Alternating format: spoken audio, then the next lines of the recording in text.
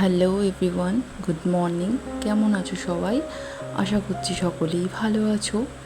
তো আজকের দিনটা হচ্ছে সোমবার, আর দেখতেই পাচ্ছ কি সুন্দর রোদটা ঝলমল করছে, তার সঙ্গে গরমটাও কিন্তু রয়েছে, কিন্তু ওয়েদারটাও কিন্তু বেশ ভালো লাগছে।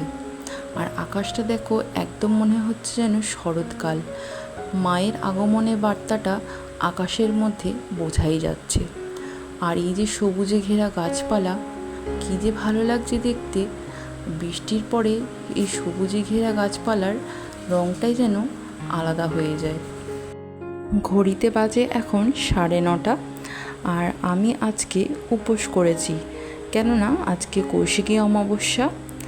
আর একটু ভাবলাম বাইরেটা ঘুরে আসি। ছেলেটাও বাইরে একটু ঘুরতে বেরিয়েছে আমার মায়ের সঙ্গে, তো সেই ফাঁকে একটু তোমাদেরও দেখিয়ে দিলাম আমাদের বাড়ির সামনের উঠোনটা কেমন লাগছে, অবশ্যই কমেন্টে জানিও। এই যে আমার মায়ের লাগানো গাছ, এখানটায় সামনে রয়েছে টগর ফুলের গাছ এবং জবা ফুলের গাছ, আর নিচে রয়েছে কিছু পায়েস পাতার গাছ।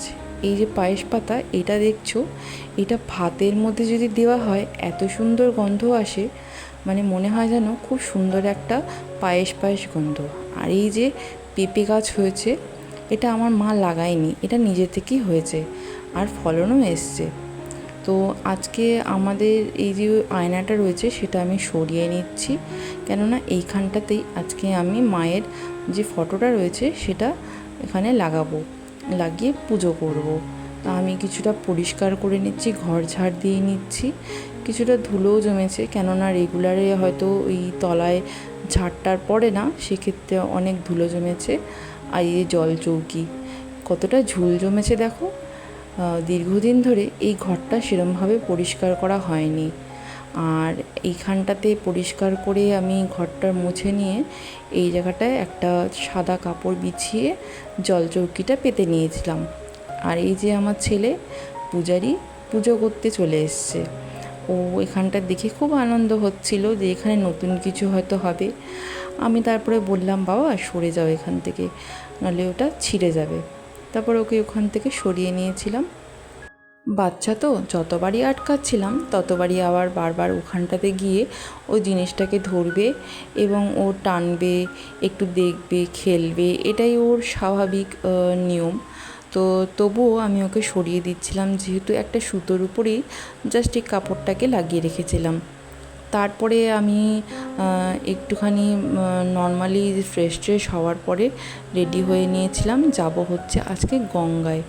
আমাদের যেহেতু ও হওয়ার পর থেকে গঙ্গা স্নানটা হয়নি, তাই জন্য গঙ্গা স্নানটা আগে করতেই হবে।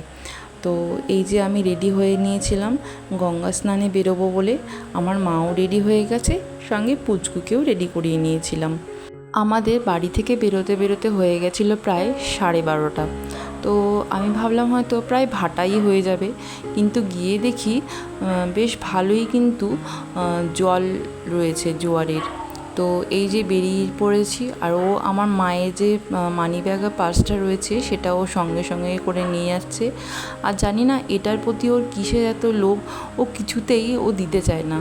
তো টোটো পাইনি, শেষে আমাদের এখানে যে রানিংয়ের অটো থাকে সেই অটোতেই বসে আমরা রওনা দিয়েছি এটা পথের মধ্যে। তো চলো, পথে চলতে চলতে তোমাদের নৈহাটির বর্ণনা দেব, আর কেন আমি এই পুজো করছি সেটাও তোমাদের বলবো। আমরা ভেবেছিলাম যে ডাইরেক্ট আর কি আমাদের বাড়ি থেকে টোটো ধরে গঙ্গায় যাব, কিন্তু সেই টোটো আর কি পাওয়া যাচ্ছিল না, যেহেতু বেলা হয়ে গেছে। তাই জন্য আমরা নৈহাটি ওভারব্রিজের মাধ্যমে দিয়ে রিক্সা করে নিয়েছিলাম স্টেশন থেকে। ওখান থেকে নৈহাটির যে কাঁঠালপাড়া বুড়ো শিবতলা ঘাট রয়েছে সেইখানটাতে আমরা যাচ্ছিলাম। এই যে একটা নতুন বিল্ডিং তৈরি হচ্ছে, জানি না কিসের, আবার নতুন হয়তো কোনো শপিং মল বা কমপ্লেক্স কিছু একটা তৈরি হচ্ছে হয়তো, সেটা তোমাদের সামনে তুলে ধরলাম। হয়তো আগামী দিন এখানে হয়তো এক্সপ্লোরও করতে আসতে পারি, অথবা কোনো সরকারি অফিসও হতে পারে, আমার ঠিক জানা নয়। আর এই যে পৌঁছে গেছি নৈহাটি কাঁঠালপাড়া ঘাট, আর সঙ্গে এখানে আমার শ্বশুরমশাই রয়েছেন, উনি এসছিলেন আমার ছেলেটাকে দেখতে। তো উনি অনেক দিন ধরে দেখা করেননি পুচকুর সঙ্গে, তাই জন্য ওনার কাছেই রয়েছে পুচকু। তো আমি একটু পরেই পুচকুকে নিয়ে নিচে নেমেছিলাম, ওকে স্নান করিয়ে নিয়েছি, দিয়ে স্নান করিয়ে ওকে রেডি করিয়ে ওর দাদুর কাছে দিয়ে দিয়েছিলাম। সবাই কি আনন্দ করে স্নানটা করছে, আর জলটা কি টলমল করছিল, বেশ ঠান্ডা ঠান্ডা, একদম পুরো মনোরম জল।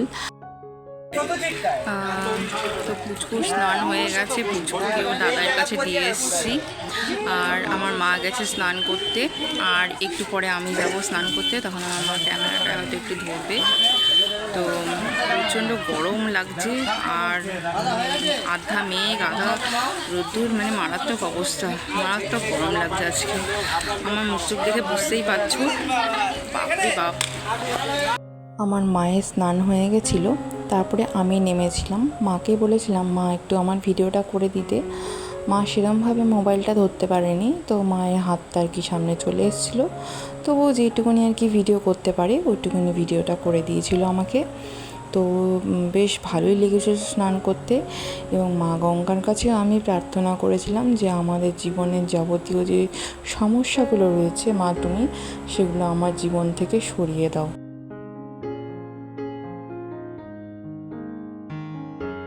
তো এরপরে বাড়িতে এসে আমি সমস্ত কিছু রেডি করে নিচ্ছিলাম, এখানটাতে গঙ্গার জল ছিটিয়ে স্থানটাকে পবিত্র করে নিয়েছিলাম। তারপরে একটা লাল শালু পেতে নিয়ে তার উপরে সামান্য ধান দুব্ব এবং ফুল ছিটিয়ে নিয়ে মায়ের যে ছবিটা রয়েছে সেটা প্রতিষ্ঠা করে নিয়েছিলাম। তো আমার এই পুজো করার উদ্দেশ্য হচ্ছে, আমার বহুদিনের ইচ্ছে ছিল যে বড় মায়ের যে একটা বড় ফটো হবে সেটা আমি আমার বাড়িতে রাখবো, আমার শোয়ার ঘরে হোক অথবা পূজা ঘরেই হোক। তো পূজা ঘরে অলরেডি আমার মায়ের যে রয়েছে, তো সেখানটাতে অনেক কিছুই ফটো রয়েছে, সেখানে রাখা সম্ভব না, তাই জন্য আমি যে বেডরুমে শুই সেই বেডরুমে এই ফটোটা আর কি থাকবে। তাই জন্য আমি এই ফটোটা আমি কিনে নিয়ে এসেছিলাম গতকালকে রাত্রেবেলা। তো কেমন হয়েছে ফটোটা অবশ্যই জানিও। আর নৈহাটিতে এখন ফটো সব জায়গাতেই অ্যাভেলেবেল, তোমরা যদি কিনতে চাও তাহলে অবশ্যই নৈহাটিতে এসে কিনে নিতে পারো। আর পুজোটা হচ্ছে আরও একটা কারণ রয়েছে যে 2022 সালে মায়ের কাছে আমি প্রার্থনা করেছিলাম যে মা, আমি যদি গর্ভবতী হয়ে আমার যদি একটা সন্তান হয় তাহলে আমি দণ্ডি দেব, 5 বার আমার দণ্ডি রয়েছে। তো সেটা এই বছর আমি গিয়ে পূর্ণ করব। গত বছর যেহেতু পুচকু ছোট ছিল এবং আমার সদ্য আর কি সিজার হয়েছিল বলে আমার পক্ষে সম্ভব ছিল না, তো এই বছর সেই মানসিকটা আমাকে পূর্ণ করতে হবে।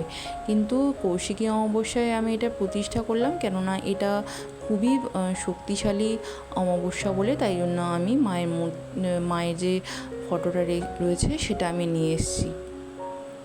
আমার ছেলে ওদিকে মায়ের সঙ্গে রয়েছে, তো আমার মা ওকে খাইয়ে দিচ্ছিল এই সময়, ওর জন্য আর কি আলাদাভাবে ভাত ডাল রান্না হচ্ছিল, তো তখন খাচ্ছিল বসে, আমি ততক্ষণে এইগুলো সব কিছু মায়ের মালা, তারপরে বেলপত্রের যে মালা রয়েছে, ফুলের মালা রয়েছে, সমস্ত কিছু পরিয়ে নিচ্ছিলাম, যেটুকুনি টুকটাক সম্ভব সেইটুকুনি। আর ভোগের মধ্যে আমি খিচুড়ি আর লাবড়ার তরকারি করেছিলাম। যেহেতু আমি জন্মগত ব্রাহ্মণ নই কিন্তু গোত্রগত ব্রাহ্মণ, তাই জন্য আমি ভোগটা প্রদান করতে পারবো, আমাকে ঠাকুরমশাই বলে দিয়েছিলেন, তাই জন্য আমি ভোগটা প্রদান করেছিলাম। তো দেখতে দেখতে আর বলতে বলতে এই ব্লগটা শেষ করার সময় চলে এলো। আমি আগামী পর্বে আরও যে রয়েছে সমস্ত কিছু তোমাদের জানাবো। তো কেমন লাগলো আজকের এই ছোট্ট ব্লগটা তাহলে অবশ্যই জানিও কমেন্ট করে। দেখা হচ্ছে পরবর্তী ব্লগে। আর তোমরা অবশ্যই নৈহাটি বড় মা মন্দিরে একবার এসে ভিজিট করে দিও, কেননা বড় মায়ের মহিমাটা বড় মার মন্দিরে এসেই তোমরা জানতে পারবে একমাত্র। তো যাই হোক, সকলেই ভালো থেকো, সুস্থ থেকো, এবং দেখা হচ্ছে পরবর্তী ব্লগে। আর প্লিজ প্লিজ প্লিজ তোমরা একটু আমার চ্যানেলটাকে সাবস্ক্রাইব করে দাও। ততক্ষণে বাই বাই, এবং দেখতে থাকো আমার ব্লগটা। তবে যেতে যেতে অবশ্যই বলতে ভুলবে না, জয় বড় মার জয়। মা তুমি আমাদের কৃপা করো, আমাদের সঙ্গে থাকো এবং আমাদের দুঃখ দূর করো। যাবতীয় যে অপশক্তি রয়েছে তাদের বিধ্বংস করো। জয় বড় মা জয়।